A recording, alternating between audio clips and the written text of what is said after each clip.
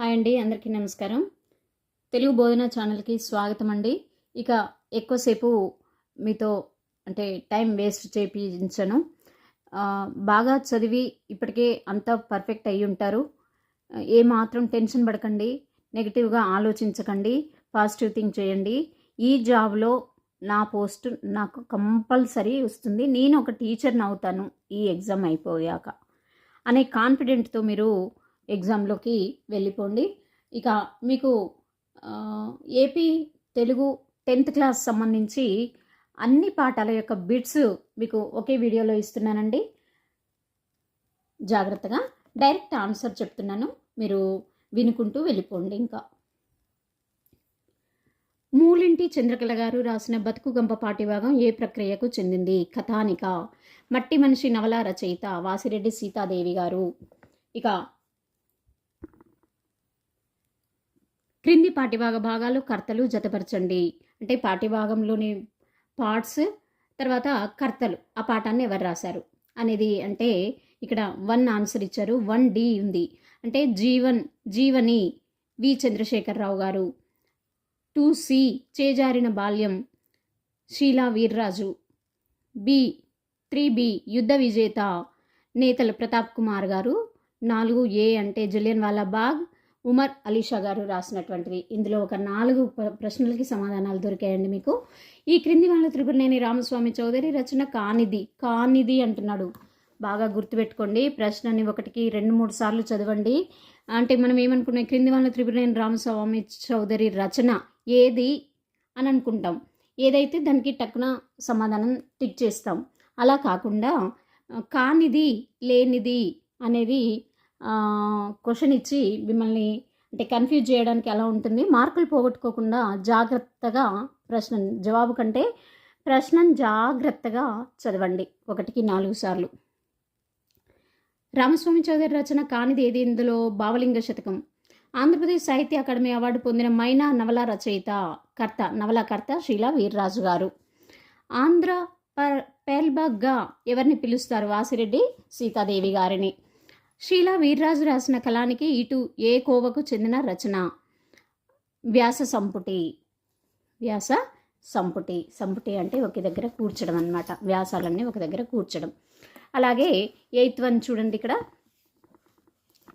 పాలకంకి దళిత నాణీలు ఎవరి రచనలు? నేతల ప్రతాప్ కుమార్ గారి రచనలు.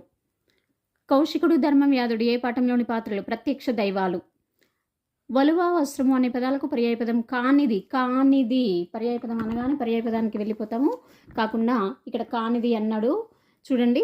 ఆకాశం, అంబరము, చేలము, పుట్టము, ఈ 3 కూడా దీనికి పర్యాయపదాలు వస్తాయి. ఇది కానిది ఏది అంటే ఆకాశం. ఆకాశము, వస్త్రము, శూన్యము అనే నానార్థాలు వచ్చే పదము అంబరము. ఇకన్నా మహాత్ముడు అనే పదాలలో జరిగిన సంధి త్రిక సంధి. శోకవహిని అనే పదానికి విగ్రహవాక్యం సమాసం పేరేమిటి? శోకమనడి వహిని రూపక సమాసం. ఇక మీరు షష్ఠీ తత్పురుష సమాసం యొక్క ప్రత్యయాలు, విభక్తి ప్రత్యయాలు మీరు కమెంట్ సెక్షన్లో తెలియజేయండి. అనుపమ మెట్టి వారలకు అందదు ధర్మపదంబు ధాత్రిలో అనే పద్యపాదంలోని ఛందస్సు చెంపకమాల. ఒకవేళ మనకు తెలియకపోతే ఇప్పుడు ఇక్కడ గణాలు ఏర్పరచుకోవాలి. పొట్టి అక్షరం, పొడుగు అక్షరం, మీకు ఛందస్సు పర్ఫెక్ట్ అయి ఉండాలి. లఘువు 3 అక్షరాలకు గణం తెలుసుకుంటే చాలు, సరిపోతుందండి. ఇది చెంపకమాల. నా వచ్చింది, నజబజ జజరా ఉంటుంది కాబట్టి చెంపకమాల. తల్లిదండ్రులే నిజమైన ప్రత్యక్ష దైవాలు. ఇది ఏ రకమైన వాక్యం? నిశ్చయార్థక వాక్యం. చాలా జాగ్రత్తగా మైండ్ పెట్టి ఇటు వింటూ మీ ఆన్సర్ వస్తుందా రావట్లేదా చూసుకోండి. ఒక 5 మినిట్స్లో ఈ వీడియో కంప్లీట్ అయిపోవాలండి. ఇంకా ఇలాంటి ఎన్నో వీడియోలు ఈ ఛానల్లో ఉంటాయి, తప్పకుండా ప్రిపేర్ అవ్వండి. జషం అనే పదానికి పర్యాయపదం చేప, మత్స్యం. దేశమాత అనే వారపత్రిక ద్వారా బ్రిటిష్ పాలనకు వ్యతిరేకంగా వ్యాసాలు రాసిన వారు చిలకమర్తి లక్ష్మీ నరసింహం గారు. ఇంగ్లీష్లకు వ్యతిరేకంగా రాశారు. ఏ పత్రిక అది అంటే దేశమాత అనే వారపత్రిక, వీక్లీ పేపర్, చిలకమర్తి లక్ష్మీ నరసింహం గారు. చిలుకు మడక అనేవి ఏ మాండలిక పదాలు? దక్షిణ మండలం. తోటి వారికి సహాయపడే మనీషి. ఈ వాక్యంలోని అలంకారం లాటానుప్రాసం. మనిషి. ఒకటి మామూలుగా అన్నాడు మనిషి అంటే, ఇంకొకటి ప్రత్యేకంగా అన్నాడనమాట. తెలుగులో వచ్చిన మొట్టమొదటి దృష్టాంత శతకం భాస్కర శతకం దృష్టాంత శతకం భాస్కర శతకం. క్రింది శతకాలు కర్తలు జతపరచండి. ఇక్కడ ఆన్సర్ 3 ఇచ్చాడు. 1B అంట భావలింగ శతకం దార్ల సుందరీమణి గారు. 2A అంట కుప్పుస్వామి శతకం త్రిపురనేని రామస్వామి చౌదరి. 3D హరిహరనాథ శతకం షేక్ మహమ్మద్ హుస్సేన్. 4C వెంకటాద్రీశ్వర శతకం గాడేపల్లి సీతారామమూర్తి గారు. ఇలాంటి ప్రశ్నలు చాలా అడుగుతున్నాడు, చాలా కేరింగ్గా ఉండండి. వాగీష షడంగాలు అనే పదాలలో జరిగిన సంధి పేరును సూచించండి. 2 జస్త సంధి రూపాలే, జస్త సంధి రూపాలు ఈ 2 కూడా.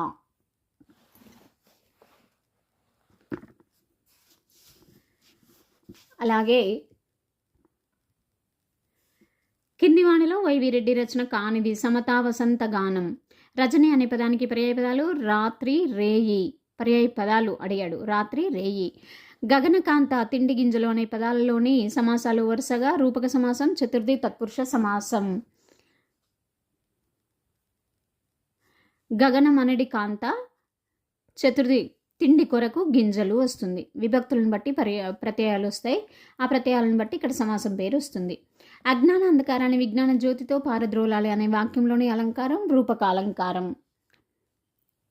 ఎత్తరి అనే పదాన్ని విడదీసి సంధి నామం తెలపండి. ఏ ప్లస్ తరి త్రిక సంధి. మృషలు అనే పదానికి సరైన అర్థం అబద్ధాలు. మృషలు అంటే అబద్ధాలు. ఇక క్రింది వాటిలో 10వ తరగతి పాఠ్యపుస్తకం ద్వారా సాధించాల్సిన అభ్యసన ఫలితాల్లో సరికానిది. నాయకత్వ లక్షణాలు అలవర్చుకోవడం, యుద్ధ విజేత. సరికానిది అంటున్నాడు. చాలా జాగ్రత్తగా క్వశ్చన్ని మనం చదువుకొని ఆన్సర్ చేస్తూ ఉండాలి. చాలా జాగ్రత్తగా ఉండండి. అలాగే క్రింది వాణిలో సరికాని జతను గుర్తించండి. బతుకుగంప, కథ, కుటుంబ విలువలు అనేది సరికాదు. ఇందులో మిగతా అన్నీ కరెక్టే అంట. ఉపన్యాస కళ, వ్యాసం, జీవన నైపుణ్యం, ప్రకృతి సందేశం, గేయం, ప్రకృతి వర్ణన, యుద్ధ విజేత, వచన కవిత, శాంతి ఆవశ్యకత ఇవన్నీ కూడా కరెక్ట్. క్రింది వాటిని జతపరచండి. ఆన్సర్ వచ్చేసి 4th. మీకు ఆన్సర్ చెప్తున్నాను కాబట్టి డైరెక్ట్ ఆన్సర్ దగ్గరికి వచ్చాను.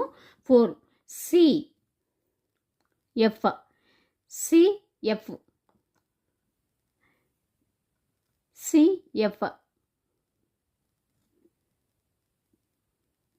CFG ADB.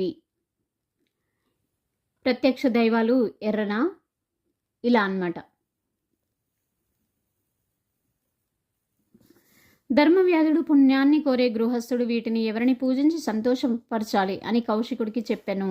తల్లిదండ్రి, గురువు, ఆత్మ, అగ్ని. క్రింది వాటిలో సరైనది.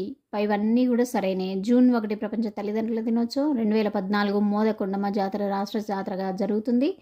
యక్ష శబ్దానికి ప్రాకృతంలో ఎక్కులు అని పేరు. ఇవన్నీ కూడా కరెక్టే. క్రింది వాణిలో సరికానిది ఏది అన్నప్పుడు కూడా చాలా జాగ్రత్తగా చదువుకోవాలి. 85లో టంగుటూరి ప్రకాశం గారి తండ్రి మరణించాడు. కరెక్ట్. చంద్రకళ గారు మునిమాణిక్యం నరసింహారావు గారి కాంతం కథలకు రేడియోలో ప్రసంగ వ్యాసాలు రాశారు. కరెక్ట్. జయప్రకాష్ నారాయణ గారు దేశ నాయక్గా పేరుగాంచారు. ఇది రాంగ్ అంట.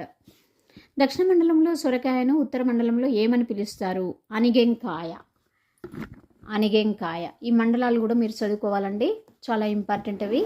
ఇక్కడ దేవరగట్టుకు త్రేతాయుగంలో ఏమని పేరు? మత్స్యాద్రి అని పేరు. హరిహరనాథ శతకం ఎవరి రచన? షేక్ మహమ్మద్ హుస్సేన్. క్రింది వాటిలో గాడేపల్లి సీతారామమూర్తి గారికి చెందిన పద్యం ఏది? ధరలోనెంతటి దుర్జనుండయినా అనే పద్యం ఎవరిది? గాడేపల్లి సీతారామమూర్తి గారిది. క్రింది వాటిలో సరైన వాక్యాన్ని గుర్తించండి. ఏమన్నాడు? ABCD.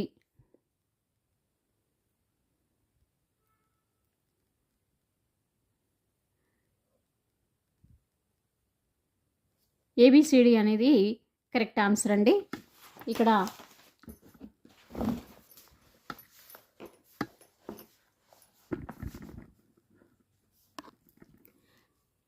నువ్వు నాకు బలమైన శబ్దం ఇవ్వు, నేను ఈ ప్రపంచాన్నే ఊపేస్తాను అన్నది ఎవరు? జోసెఫ్ కాన్రాడే. గొప్ప పనులు చేయడానికి మొదట ఆత్మవిశ్వాసం అవసరం అన్నది జాన్సన్. కరెక్టే కదండి. ఫస్ట్ ఆత్మవిశ్వాసం ఉంటే మనం ఏ పనైనా, ఎంత పెద్ద పనైనా, కష్టమైన పనైనా కూడా సాధిస్తాం.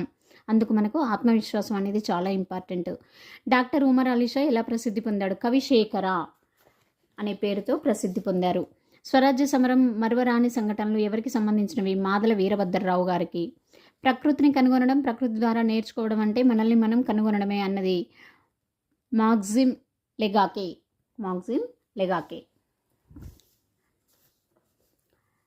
మబ్బుతునక ఖండకావ్యం ఎవరి రచన? వెంకట కాళిదాసు కవులు. మబ్బుతునక వెంకట కాళిదాసు కవుల యొక్క రచన. ఇక ఇక్కడ చూడండి, పార్వతీపురం మన్యం జిల్లాలో జరిగే జాతర. పార్వతీపురం మన్యం జిల్లాలో జరిగే జాతర.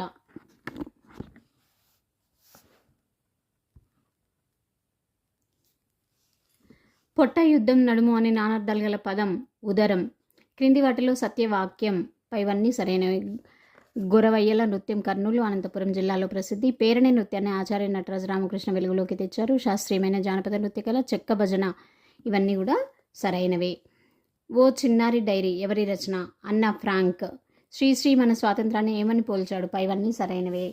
ఏమన్నా అంటే సున్నితమైన పువ్వు, వాడి అయిన కత్తి, విలువైన వజ్రం. పైవన్నీ కూడా కరెక్ట్గా చెప్పాడంట.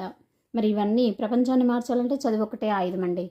ఎక్కడ మనం పోయి మనం గెలవాలన్నా కూడా విద్య ఒకటే ఆయుధం. కాబట్టి బాగా చదవండి, మార్కులు బాగా తెచ్చుకోండి, ఆన్సర్ బాగా చేయండి. ఇక ఇందులో ఈ జాబ్లలో ఒక పోస్టు తప్పకుండా మీదవుతుంది. తెలుగు కంటెంట్లో బైకి తెచ్చుకునే అవకాశం ఉంటే మాత్రం తప్పకుండా వాళ్ళదే పై చేయి ఉంటుంది ఎప్పుడైనా సరే. ఇక తెలుగులో ఏమైనా ఎలాంటి డౌట్స్ ఉన్నా కూడా తెలుగు బోధన ఛానల్ కామెంట్ చేయండి. Please like, share, subscribe. Thank you.